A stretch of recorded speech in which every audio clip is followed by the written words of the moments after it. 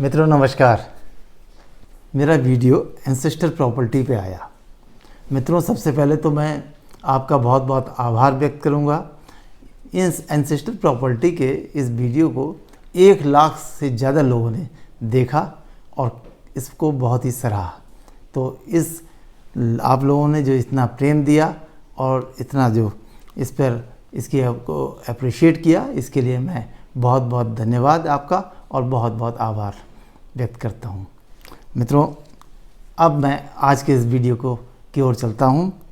मालिक तो सब बनना चाहते हैं, हर एक मन में ये होती है कि मेहनत करे, परिश्रम करे, धन अर्जित करे और धन अर्जित करके अपना एक घर बनाए, लेकिन उस घर का मालिक बने। लेकिन कुछ लोगों का उद्देश्य दूसरा होता है। मालिक तो वो ही बनना चाहते हैं, लेकिन वो कहते हैं बिना मेहनत के, बिना परिश्रम के, बदनीयती से किसी के बनाए हुए घर पे कब्जा करके भी मैं मालिक बन जाऊं। तो ऐसे लोगों के बारे में क्या कहा जाए। अब है तो ये तो समाज है, इसमें सभी तरह के लोग रहते हैं। इसमें कौन किसके मन में क्या है ये तो नहीं बताया जा सकता। इस सब का मिश्रण है, समाज इन सब दोनों का मिश्रण है। एक आदमी जो एक जगह पर घर का मालिक है, वही दूसरी जगह कभी जाता है, दूसरे शहर में जाता है तो वो किराएदार के रूप में रहने लगता है। जब किराएदार के रूप में रहता है तो उसकी मनोस्थिति दूसरी होती है। जब मकान मालिक के रूप में रहता है तो उसकी मनोस्थिति, उसके विचार कुछ दूसरे होते हैं। उसको मकान मालिक ज़्यादा बढ़िया लगता है। तो अब जब किसी ने इतनी मेहनत से, परिश्रम से जीवन भर में एक घर बनाया और उस पर आकर के किराएदार उसको परेशान करे, उसको दिक्कत करे, समय पर किराया मिले ही नहीं, खाली ना करे, तो बड़ी बड़ी समस्याएं आ जाती हैं।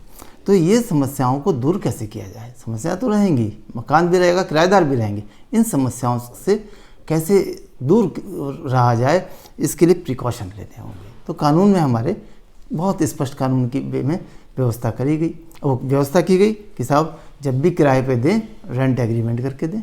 तो रेंट एग्रीमेंट अगर है तो ये सुरक्षा माना गया कानून के द्वारा कि रेंट एग्रीमेंट के माध्यम से वो मकान मालिक की संपत्ति उसके पास सुरक्षित रहेगी और किराएदार उसको परेशान नहीं करेगा, जो तरह तरह से केस आते हैं। लेकिन अब रेंट एग्रीमेंट के लिए क्या है कि जब दोनों, जो ऑनर है और किराएदार, दोनों मिलकर के अपना उस पर रेंट का एग्रीमेंट कर लें और एग्रीमेंट को करके और सब रजिस्ट्रार के यहाँ जाके उसको रजिस्टर्ड करवा लें और रजिस्टर्ड करवा के अपना उसके टर्म्स के हिसाब से रहें। लेकिन नहीं, समस्याएं बहुत हैं। अब ये हमारे इस लॉ की एक इम्पॉर्टेंट एक विशेषता ये भी है कि उसकी लैंग्वेज इतनी टिपिकल होती है कि जिसको सामान्य आदमी तो क्या, विधि विशेषज्ञ जो लॉ एक्सपर्ट है वो लोग भी पढ़कर कई बार उसको पढ़ते हैं और उसका इंटरप्रिटेशन करते हैं। और कभी कभी तो ऑनरेबल कोर्ट्स को उसका इंटरप्रिटेशन करना पड़ता है। इतनी टिपिकल उसकी लैंग्वेज होती है। तो इसकी समस्याओं से दूर कैसे रहा जाए। काम तो करना है, रेंट एग्रीमेंट भी बनाना है, लेकिन उसकी जो टेक्निकलिटीज़ हैं उससे दूर कैसे रहना है। तो इसमें क्या है साहब, चलिए अब आगे बढ़ते हैं। रेंट एग्रीमेंट को रजिस्टर्ड कराया तो रजिस्ट्रेशन होगा सब रजिस्ट्रार किया, उसमें एक फ़ीस लगती है, स्टाम्प ड्यूटी लगती है, और जो रेंट होता है साल भर का उसका कुछ परसेंट ये स्टेट का सब्जेक्ट है।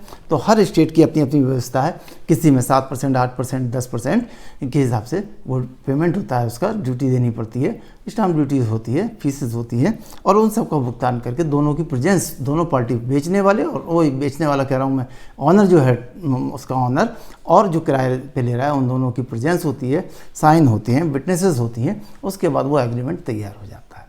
तो अब क्वेश्चन ये उठाए, जैसे आप भी जानते होंगे, किसी से भी पूछ लीजिए ऑल ओवर इंडिया में कि साहब ये रेंट एग्रीमेंट कितने समय का होता है, तो सामान्य सी बात है, कह देते हैं 11 महीने का होता है साहब, हमें तो 11 महीने का कराना है। इससे ज़्यादा जानकारी में ना तो होती है ना कोई लेना चाहता है। मैं इसको बताता हूँ कि ये 11 महीने का क्यों है और कैसे है। हमारे यहाँ जो रजिस्ट्रेशन एक्ट है, रजिस्ट्रेशन एक्ट 1908, इसमें कहीं पे भी ऐसा व्यवस्था नहीं की गई है कि ये 11 महीने का होगा, 11 मंथ का होगा, ऐसा नहीं व्यवस्था की गई है। ये है कि एक रेंट एग्रीमेंट होगा, रजिस्टर्ड होगा। लेकिन होता क्या है, जैसे मैंने आपको बताया कि उसकी पहले मैं उसको पढ़ लूँ कि है क्या। इसकी व्यवस्था की गई है सेक्शन 17D में, द रजिस्ट्रेशन एक्ट। तो 1908 में ये ये जो एक्ट आया उसमें सेक्शन 17D में ये व्यवस्था की गई है। क्या की गई है कि leases of immovable property from year to year और for any term exceeding 1 year और रिजर्विंग ए ईयरली रेंट। तो इतनी इजी दो ना कि अगर कोई भी ऐसा एग्रीमेंट, एनी एग्रीमेंट, कोई भी एग्रीमेंट जो रजिस्टर्ड हो रहा है, अगर वो साल भर, 1 साल 12 महीने या उससे अधिक के लिए हो रहा है तो उसको रजिस्टर्ड करवाना ज़रूरी है। उसकी वैलिडिटी हमें तभी दिखाई पड़ेगी, तभी उसकी मानी जाएगी जबकि वो रजिस्ट्रेशन एक्ट की धारा 17D के अंतर्गत वो जो व्यवस्था की गई है उसमें वो रजिस्टर्ड हो। तो इसमें क्या किया, 12 महीने या 12 महीने से ज़्यादा, मतलब 1 वर्ष या 1 वर्ष से ज़्यादा, 1 साल से। तो इस टेक्निकलिटीज से बचने के लिए एक लीगल फॉर्म के अंदर एक व्यवस्था ढूंढी गई कि सब किस तरह से, क्योंकि हर बार वो उसको जो है दोनों पार्टीज जाएं वहाँ पे इतना पेमेंट करें, ड्यूटी दें, स्टाम्प ड्यूटी दें, सब कुछ, इससे कैसे बचा जाए और काम भी हो जाए, लीगलिटी भी आ जाए। इस पर्पज़ से एक वे आउट निकाला गया। वो वे आउट क्या कि अगर उस रेंट एग्रीमेंट को 11 महीने के लिए रजिस्टर्ड 11 महीने के लिए बना लिया जाए तो रजिस्टर्ड कराने की ज़रूरत ही नहीं है, क्योंकि रजिस्टर्ड कराने के लिए तो 12 महीने ज़रूरी है, तो 11 महीने। इसलिए एक परंपरा सी बना ली गई कि रेंट एग्रीमेंट बनाना है तो 11 महीने का बनेगा, और 11 महीने से करने से कुछ नहीं, दोनों लोगों ने एग्री हो गए और दोनों ऑनर और किराएदार, और एक रेंट एग्रीमेंट टाइप हो गया, नोटराइज हो गया, और ये लीजिए साहब रेंट एग्रीमेंट तैयार हो गया।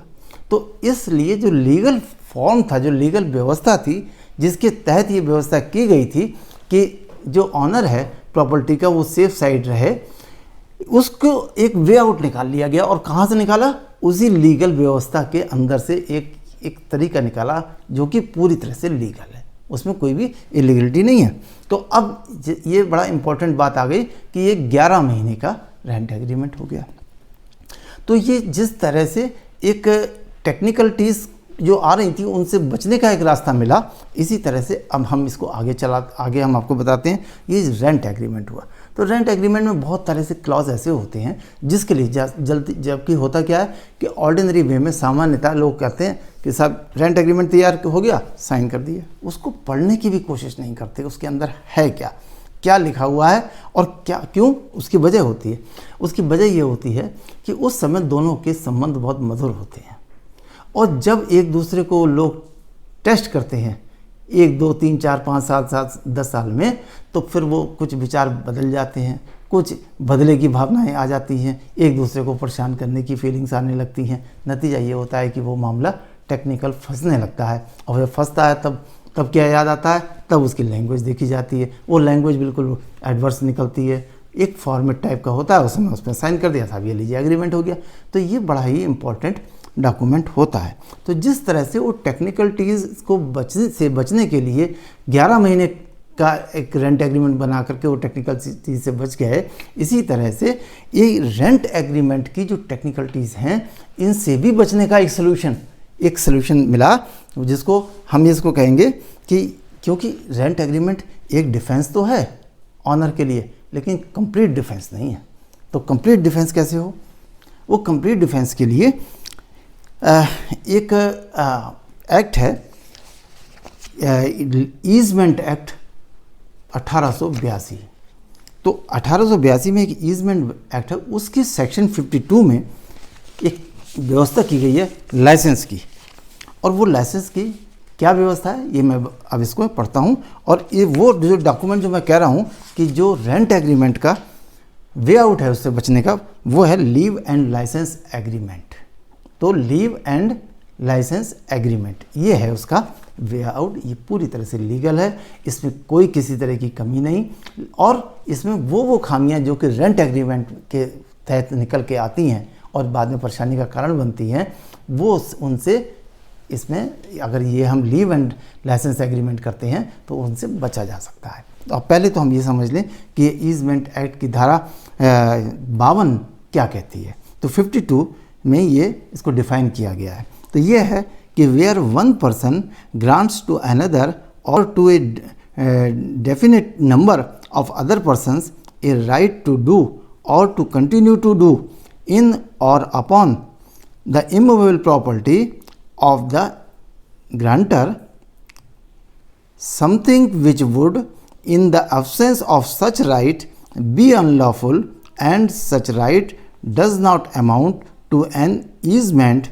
or an interest in the property, the right is called a license. ये टेक्निकल टर्म में डिफाइन किया गया है। अब इसमें कहा क्या गया ये भी मैं बताऊं। इसके अनुसार यदि कोई व्यक्ति किसी अन्य व्यक्ति को या अन्य व्यक्तियों को रहने या प्रयोग करने की परमिशन, अधिकार नहीं, परमिशन लिखित रूप से देता है तो इसे लाइसेंस कहा जाता है। तो इसको क्या हुआ साहब, इसमें एक आदमी अपनी प्रॉपर्टी में दूसरे को रहने की परमिशन देता है कि आप इसमें रह सकते हैं, तो इसको क्या कहेंगे, लाइसेंस। इसके तहत ईजमेंट एक्ट के सेक्शन 52 के लाइसेंस के तहत ये लीव एंड लाइसेंस एग्रीमेंट की बात कर रहे हैं हम। तो लीव एंड लाइसेंस एग्रीमेंट अगर हम बनाते हैं तो ये उसका अल्टरनेट है रेंट एग्रीमेंट का, और जो जो कमियां रेंट एग्रीमेंट में आती हैं उन सब से निजात इसमें पाई जा सकती है। तो कैसे पाई जा सकती है, इसको हम दोनों में इसको अंतर करके देखते हैं कि उसमें क्या कमी है, क्या क्या समस्याएं आ सकती हैं और इसमें क्या क्या समस्याएं नहीं आ सकती हैं। तो लाइसेंस के लिए जब कोई उसका प्रॉपर्टी का ऑनर लाइसेंस देता है तो वो उसके लिए उसके एग्रीमेंट में एक फ़ीस भी तय कर सकता है, एक धनराशि तय कर सकता है। वो धनराशि एनुअल हो सकती है, हाफ ईयरली हो सकती है, क्वार्टरली हो सकती है या मंथली भी हो सकती है कि हर महीने में उसको देगा। तो शेप तो वो काम तो कर रहा है वो रेंट वाला, जैसे किराया मिलता है, लेकिन हुआ क्या कि वो कहलाएगा क्या, लीव एंड लाइसेंस एग्रीमेंट। तो अब इसमें हम चलते हैं कि इन दोनों में अंतर करेंगे, तब हम इन दोनों का ये अंतर को हम समझ सकेंगे। तो पहला है इंटरेस्ट ऑफ प्रॉपर्टी, पहला टाइटल इंटरेस्ट ऑफ प्रॉपर्टी। ये ऑफिशियल नहीं, ये मैं इसमें अंतर करने के लिए मैंने कुछ इसके टाइटल बना लिए हैं। उसमें पहला है लाइसेंस से किसी प्रॉपर्टी के किसी भी इंटरेस्ट का ट्रांसफ़र नहीं होता। तो जब क्यों नहीं होता साहब, लाइसेंस अगर दिया गया है रहने का तो रहने की परमिशन दी गई है, कोई अधिकार उसको ट्रांसफ़र नहीं किया गया है, उसके पास कोई भी इंटरेस्ट, प्रॉपर्टी से संबंधित कोई इंटरेस्ट उसके पास नहीं है। तो प्रॉपर्टी पर लीगली पोजीशन किसका है, प्रॉपर्टी पर लीगली पोजीशन ऑनर का ही रहेगा और कोई माना जाएगा हमेशा, बस कुछ शर्तों के साथ फीस या उसको कहिए धनराशि, कुछ अमाउंट, चाहे वो मैंने बताया क्वार्टरली हो या मंथली हो या एनुअल हो, लेकर उसका उपयोग मतलब प्रॉपर्टी का यूज़ करने का। ये मैं टेक्निकल मीनिंग बता रहा हूँ, ये बात वैसे तो उन्होंने दे दिया, दोनों के संबंध अच्छे हैं, लेकिन टेक्निकल जो डॉक्यूमेंट बना लीव एंड लाइसेंस एग्रीमेंट उसके बारे में बता रहा हूँ। तो उसको क्या दिया गया, उसका उपयोग करने का एक अनुमति दी गई, उसको एक परमिशन दी गई कि वो इसका यूज़ कर लेगा, लेकिन इसमें कोई भी अधिकार, कोई भी इंटरेस्ट उसका ट्रांसफ़र नहीं हुआ। ऑनर वही रहा जो ऑनर है, क्लियर कट, इसमें कोई दूसरी ऑनरशिप से संबंधित कुछ भी उसको राइट्स प्राप्त नहीं हुए रहने वाले को। इससे दी गई अनुमति के अतिरिक्त कुछ भी अधिकार उस व्यक्ति को प्राप्त नहीं होता है जिसने कि लाइसेंस दिया है। जबकि रेंट एग्रीमेंट में क्या होता है, रेंट एग्रीमेंट में किराएदार को कब्जा रखने का अधिकार दे दिया जाता है कि भाई अब आज से ये एग्रीमेंट हो गया रेंट एग्रीमेंट, अब ये आप इस पर रहिए, इसके सारे आप इसके अधिकारों का यूज़ करेंगे। तो दोनों में सबसे बड़ा अंतर ये आ गया कि वो उसका कोई भी राइट ही नहीं है, वो यूज़ कर रहा है, रह रहा है, पेमेंट कर रहा है, लेकिन उसका कोई राइट इंटरेस्ट, उसका जो है प्रॉपर्टी से संबंधित कोई इंटरेस्ट उसको ट्रांसफ़र इसमें नहीं होता है। अब देखिए क्या कहते हैं, वो निर्धारित अवधि के लिए कब्जा रखने का अधिकार रखता है। कौन, रेंट एग्रीमेंट से अगर हम लिया गया है तो वो एक जितना भी 5 साल, 10 साल, 2 साल, 11 महीने जो भी है, उस पीरियड में उस पर कब्जा रखने का उसको राइट मिला है कि वो बाकायदा उस पीरियड में जितना भी एग्रीमेंट में लिया गया है उस पर उसका पूरा कब्जा रहेगा, वो अपने नाम से। अब देखिए कितनी बड़ी बात आने लगी कि जो रेंट एग्रीमेंट से जिसको कि दिया गया है वो अपने नाम से बिजली का कनेक्शन ले सकता है, टेलीफोन का कनेक्शन ले सकता है और पानी का कनेक्शन ले सकता है, लेकिन लाइसेंस होल्डर जो है, जिसको भी लाइसेंस दिया गया है, वो अपने नाम से कुछ नहीं ले सकता। वो अपने नाम से इस तरह की कोई भी कनेक्शंस वगैरह नहीं ले सकता। क्यों? क्योंकि उसको तो केवल यूज़ करने का राइट है, जबकि उसको वहाँ पर उस पीरियड के लिए अधिकृत रूप से कब्जा रख करते हुए उसको राइट्स ट्रांसफ़र हुए हैं। तो एक तरह से अब देखिए कितनी बड़ी बात हो गई, जब कोई यूज़ ही करने का केवल राइट है और उसको किसी चीज़ का राइट नहीं है, तो वो आगे आने वाले समय में मिसयूज़ कैसे कर सकता है? वो मिसयूज़ कर ही नहीं सकता, क्योंकि उसको केवल जब भी डिस्प्यूट होगा तो ये देखा जाएगा कि उसको राइट क्या दिए गए, केवल यूज़ करने के राइट दिए गए हैं, इसके अलावा उसको कोई राइट नहीं है। अब साहब इसके आगे कहते हैं, क्योंकि नेक्स्ट आता है रिवोकेशन ऑफ एग्रीमेंट। अब देखिए इसके अंतर्गत क्यों ये दूसरा मैंने टाइटल बनाया है, इसमें क्या है कि लाइसेंस होल्डर को दिया गया लाइसेंस प्रॉपर्टी ऑनर कभी भी समाप्त कर सकता है। अब जैसे उसने अपनी प्रॉपर्टी होल्डर ने उसको जो रहने के लिए आया उसको लाइसेंस दिया, तो उसको क्या राइट है? वो कभी भी उसके लाइसेंस को ख़त्म कर सकता है एटर्नम, बिना किसी कारण के। उसके लिए कोई कारण बताने की भी ज़रूरत नहीं है। अब ये कितनी बड़ी बात हो गई, इस बात पे आप अंदाज़ा लगाइए कि अगर कोई समस्या आती है तो उन्होंने कहा कि भाई आपका लाइसेंस ख़त्म कर देंगे, आगे उसकी फॉर्मेलिटी है वो कर दी जाएगी और लाइसेंस आपका ख़त्म कभी भी कर सकता है। जबकि किराएदार से प्रॉपर्टी खाली कराने के लिए बेदखली का केस तभी डाला जा सकता है, जो केस रिवोकेशन का जो केस फाइल होगा वो तभी होगा जब किराएदार का एग्रीमेंट समाप्त हो जाए और वो खाली ना कर रहा हो, या वो violation of any point of agreement, तो जो रेंट एग्रीमेंट उसका हुआ है उसकी जो शर्तें हैं उनका वायलेशन कर रहा हो, तभी बेदखली का केस उसके खिलाफ डाला जा सकता है। अदरवाइज़ टाइम से पहले उसको बेदखल नहीं किया जा सकता। उसको और बेदखल करने के लिए वो केस भी तभी उसका एक्टिव होगा जबकि वो टाइम पूरा हो या उसने कोई कंडीशन को वायलेट किया हो। जबकि और लाइसेंस में वो जब चाहे मालिक जो है उसका लाइसेंस ख़त्म कर सकता है। अब तीसरे पॉइंट पे आते हैं। तीसरा पॉइंट है राइट अफेक्टेड। तो राइट अफेक्टेड में क्या है साहब? लीव एंड लाइसेंस के अंतर्गत प्रॉपर्टी में कभी भी प्रॉपर्टी को बेचा जा सकता है। अब देखिए ऑनर का ने एक लीव एंड लाइसेंस दिया है, लीव एंड लाइसेंस एग्रीमेंट किया, और उस एग्रीमेंट के तहत वो कब तक के लिए किया? 10 साल के लिए किया। दुकान करी, मकान करा, जैसा भी। अब 10 साल के बाद 3-4 साल के बाद उसको लगा कि मुझे तो प्रॉपर्टी बेच देनी चाहिए, तो उसने प्रॉपर्टी बेच दी। किसी ने प्रॉपर्टी खरीद ली। इसमें जैसे ही वो अपनी प्रॉपर्टी को सेल करता है और सेल डीड मैच्योर होती है, वैसे ही वो उसका द्वारा जो किया गया लाइसेंस था वो ऑटोमेटिकली ख़त्म हो जाता है। कितनी बड़ी बात है कि वो जो आदमी रह रहा था उसको जो लाइसेंस दिया था उसका लाइसेंस ऑटोमेटिकली ख़त्म हो जाता है। और बेचने पर राइट हर आदमी स्वामी के पास बना रहता है। जैसे ही प्रॉपर्टी ऑनर अपनी प्रॉपर्टी को बेच देता है तो बेचते ही पूर्व में दिया गया लाइसेंस अपने आप समाप्त हो जाता है। जबकि यदि किराए पर प्रॉपर्टी एक निश्चित समय के लिए दी गई है तो बीच में प्रॉपर्टी बेचने की स्थिति में किराएदार का जो रेंट एग्रीमेंट के तहत जो राइट्स हैं वो उस पीरियड तक एज इट इज़ बने रहते हैं। जबकि ऑनर बदल जाता है, पहले ए था अब उसने बी को बेच दी, ऑनर बी को हो गया, लेकिन जो किराएदार रह रहा है उसके राइट्स पे उस पीरियड तक जो कि एग्रीमेंट में तय है, लिखा गया है, उस पर कोई असर नहीं पड़ता। मालिक बदल जाता है लेकिन किराएदार एग्रीमेंट की शेष अवधि के लिए एज इट इज़ राइट्स के साथ में बना रहता है। तो देखिए कितनी बड़ी बात हो गई कि जैसे ही उसने बेचा वैसे ही उसके लाइसेंस ख़त्म हो गया, तो ऑनरशिप में कोई दिक्कत नहीं आई। और अब उसको लाइसेंस ख़त्म हो गया तो उसको जो उसमें जो तय है उसके हिसाब से उतने पीरियड में उसको खाली करना पड़ेगा, क्योंकि उसका लाइसेंस। लेकिन किराएदारी का एग्रीमेंट ख़त्म नहीं हो सकता, वही बेचे या ख़रीदे। ठीक है, नेक्स्ट आते हैं राइट ऑफ ट्रांसफ़र। तो राइट ऑफ ट्रांसफ़र में यह है कि रेंट डीड के मामले में किराएदार सब लीज पर प्रॉपर्टी को दे सकता है। अब देखिए किसी ने एक बाहर से कोई NRI है, कोई दूसरे शहर का है, उसकी प्रॉपर्टी है, उसने वो बड़ा परमिसेस दे दिया, कैंपस दे दिया। अब कुछ दिनों के बाद उसकी ज़रूरत नहीं है जिसने लिया था, किराए पे, उसने उसकी प्रॉपर्टी को दूसरे किराए को दे दिया, किराएदार को दे दिया। तो ये सब क्यों? क्योंकि एग्रीमेंट, मैंने आपसे शुरू में ये बात बताई थी कि जब रेंट एग्रीमेंट होता है तो रेंट एग्रीमेंट में लोग जनरली करते हैं, रेंट एग्रीमेंट तैयार है, साइन कर दिए, हो गया साहब रेंट एग्रीमेंट।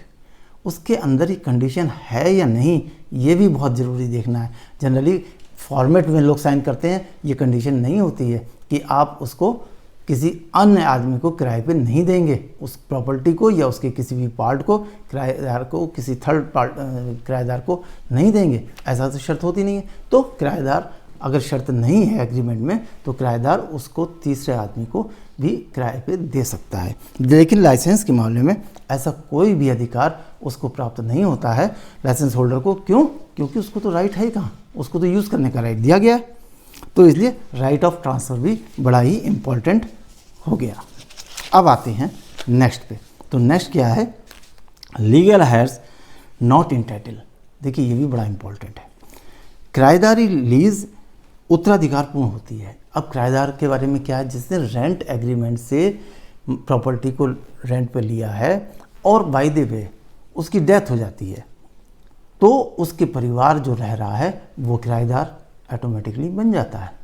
किराएदारी जो है वो उत्तराधिकारपूर्ण होती है, अर्थात यदि किराएदार की मृत्यु हो जाती है तो उसके उत्तराधिकारी या परिवार के लोग उसके स्थान पर किराएदार बन जाते हैं। लेकिन लाइसेंस में क्या है?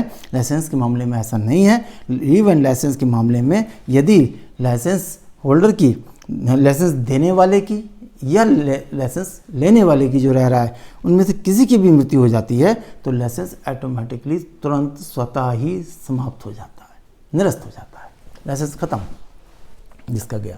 तो इसमें भी दोनों में बड़ा अंतर आया। किराएदारी रेंट एग्रीमेंट में तो वो नहीं तो उसके परिवार नहीं तो उसका भी परिवार, ये सब किराएदार बने रहेंगे। लेकिन उसके मामले में वो फ्री हो जाता है। अब आता है अल्ट्रेशन राइट। देखिए दोनों में अंतर क्या है? इन अंतर को दर्शाने के लिए मैंने ये टाइटल बनाए हैं जो बड़ा इंपॉर्टेंट हैं। अब देखिए अल्ट्रेशन राइट क्या है? किराएदार अपने एग्रीमेंट की सीमाओं के अंतर्गत किराए में ली गई प्रॉपर्टी में कुछ बदलाव कर सकता है।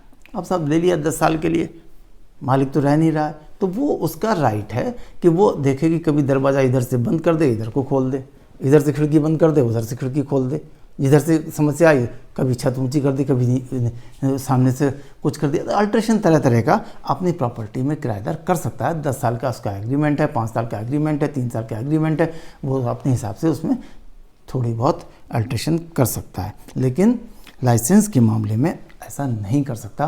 क्यों? बार बार कह रहा हूँ, क्योंकि उसका तो राइट ही नहीं है। उसको तो केवल प्रॉपर्टी यूज़ करने के लिए दी गई है, जैसी दी गई है आप यूज़ करते रहिए, नहीं करना है तो छोड़ दीजिए। नेक्स्ट आता है लीगल एक्शन। अब क्या होता है कि किराएदार लीज होल्डर संपत्ति पर पूर्णतः काबिज होता है, क्योंकि उसका तो पूरा कब्जा है, उसने तो ली हुई है एक पर्टिकुलर टाइम के लिए, जितने महीने के लिए भी ली हो, 11 महीने के लिए, 10 साल के लिए या 5 साल के लिए, उस पीरियड में तो उसका पूरी तरह से कब्जा है। संपत्ति के संबंध में अगर कोई ज़बरदस्ती इधर उधर वाले या आसपास वाले कुछ कार्रवाइयाँ करते हैं, ज़बरदस्ती कार्रवाइयाँ करते हैं, तो इसके विरुद्ध वो जो रेंट एग्रीमेंट होल्डर है, किराएदार है, वो कानूनी कार्रवाई भी कर सकता है। क्यों? क्योंकि एज ए वो कब्जाधारी है और रेंट एग्रीमेंट से उसको अधिकार प्राप्त है, तो वो उसकी सुरक्षा के लिए जहाँ भी उचित समझे, जहाँ जरूरी हो, कानूनी कार्रवाई भी कर सकता है। जबकि लाइसेंस की अधिकार के रूप में अपनी कोई हैसियत ही नहीं होती, क्योंकि लाइसेंस लिए हुए उसके पास केवल प्रॉपर्टी को यूज़ करने की परमिशन होती है, अधिकार नहीं होता है, इसलिए वो लीगल एक्शन भी नहीं ले सकता। तो जिसको दिया मकान मालिक ने वो कुछ एक्शन, उसके पास कुछ अधिकार नहीं है। तो इस तरह से उनकी प्रॉपर्टी, अगर वो रेंट एग्रीमेंट की जगह लीव एंड लाइसेंस एग्रीमेंट कराते हैं तो उनकी प्रॉपर्टी की सुरक्षा बहुत ज़्यादा है। ये कैसे है?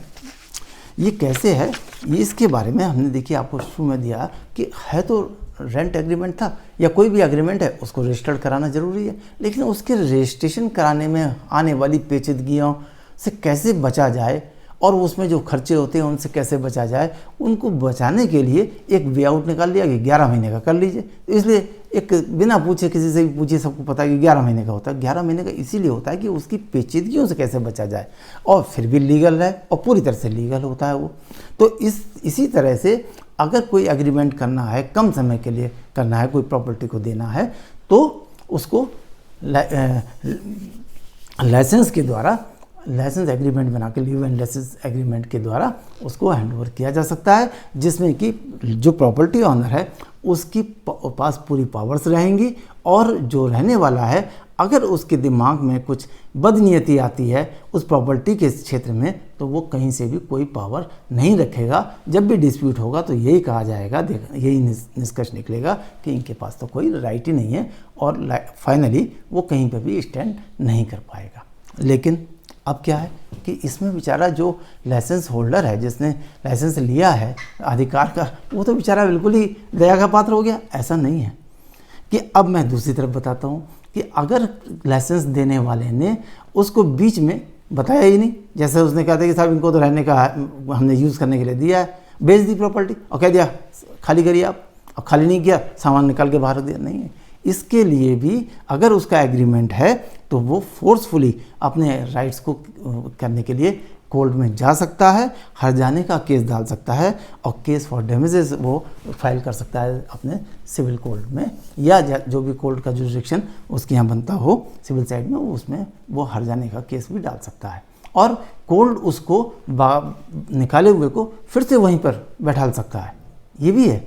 तो इस तरह से वो ऐसा नहीं है कि उसके राइट्स एकदम ख़त्म है, बस केवल उसके राइट्स ये हैं कि वो यूज़ करे ऑनेस्टली, और ड्यू टाइम पर जो भी एग्रीमेंट का कंडीशन है उनको फुलफिल करे, और समय पर जो भी तय पैसा हुआ है उसका भुगतान करे, और टाइम से वो रहे।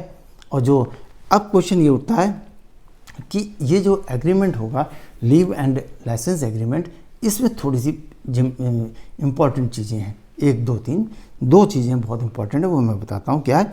एक तो इसका टाइटल जो है लीव एंड लाइसेंस एग्रीमेंट होना चाहिए, ऊपर टाइटल इसका क्लियर टाइटल होना चाहिए। और दूसरा, इसके अंदर जो बातचीत होगी, जो शर्तें लगाई जाएंगी, उसमें लाइसेंसर और लाइसेंसी ये वर्ड इस्तेमाल होगा। कहीं पर भी ऑनर और टेनेंट ऐसा शब्द नहीं होगा, किराएदार शब्द नहीं आएगा, मालिक और किराएदार का शब्द नहीं आएगा। क्यों? एक मैटर इस तरह का हुआ जिसमें ये वाली बात कही, उन्होंने कहा साहब टाइटल ही तो दे दिया, अंदर तो देखिए सब किराएदार की बात की हुई है, और किराएदार होने की वजह से उनको नुकसान हुआ। तो इसमें 2 बातें, तो ये वाली बात इंपॉर्टेंट हो गई। और अब क्वेश्चन ये उठता है कि अगर कोई प्रॉपर्टी इसके बाद रेंट एग्रीमेंट पे दी जाती है, दिया जाना ज़रूरी है, जो भी व्यवहारिक कंडीशंस हैं उस समय की, तो उसमें क्या बातें ऐसी हैं जो होनी चाहिए। तो फॉर द प्रिकॉशन, अगर जो उसका ऑनर है उसको उस रेंट एग्रीमेंट में, अगर वो रेंट एग्रीमेंट के थ्रू दे रहा है, तो 2 बातों का उसको बहुत ज़रूरी उसमें होना चाहिए। पहली कंडीशन ये होनी चाहिए कि यदि रिन्यूअल नहीं हुआ, क्योंकि उसका रिन्यूअल जब टाइम खत्म होगा तो रिन्यूअल होगा, चाहे वो 11 महीने के बाद है, 11 महीने का है तो 11 महीने के बाद रिन्यूअल होगा, 5 साल का है तो 5 साल के बाद, 2 साल का है तो। यदि रिन्यूअल नहीं हुआ तो वो तब भी हमेशा वो किराएदार ही रहेगा, पहली बात। और दूसरा, प्रॉपर्टी को या उसके किसी भी हिस्से को आगे किसी भी किराएदार को वो नहीं देगा, नहीं ट्रांसफ़र करेगा, अल्ट्रेशन नहीं कराएगा। ये 2 कंडीशन उसमें रेंट एग्रीमेंट में होना चाहिए। लोगों को इस बात की भी गलतफहमी है कि साहब हम किराएदार लंबे समय तक रह लेता है तो वो मालिक बन जाता है। ऐसा नहीं है। किराएदार चाहे 100 साल तक रह ले, वो मालिक लीगल टर्म में वो मालिक तभी होगा जब वो सेल डीड के द्वारा उससे खरीद लेगा और बाकायदा उसकी डीड रजिस्टर्ड हो जाएगी, तभी उसको मालिक का दर्जा प्राप्त होगा। अदरवाइज़ वो जीवन में कब्जा तो रहे, लेकिन वो हमेशा किराएदार ही रहेगा। अब इसमें अंतर क्या है? अंतर यह है, बहुत सारी चीज़ें हैं। प्रॉपर्टी पर लोगों को लोन मिल जाता है, लेकिन उस किराएदार को उस प्रॉपर्टी पर लोन नहीं मिलेगा।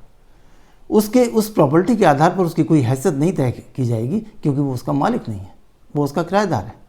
तो लेकिन लोगों का, आम जनता का, क्योंकि ये मेरा जो चैनल है वो इसी बात का है कि लीगल अवेयरनेस प्रोग्राम जो चला रहे हैं उनका मिशन यही है कि लोगों को गलत फहमियाँ जो हैं वो उनको मन से निकाला जाए और वो उसकी असलियत को समझें। तो मित्रों, आज मैंने ये सब्जेक्ट जो है बड़ा ही इम्पोर्टेंट है, आम जनता से जुड़ा हुआ है। हर एक आदमी समाज में जो रह रहा है वो कहीं या तो किराएदार है या मकान मालिक है, कहीं ना कहीं से उसके संबंध इनसे जुड़े हुए हैं, उसके नहीं तो परिवार के लोगों से जुड़े हुए हैं। इन सब बातों को समझना बहुत अनिवार्य है। मुझे उम्मीद है कि इस सब्जेक्ट काफ़ी कुछ क्लियर करने में मदद मिलेगी। नमस्कार।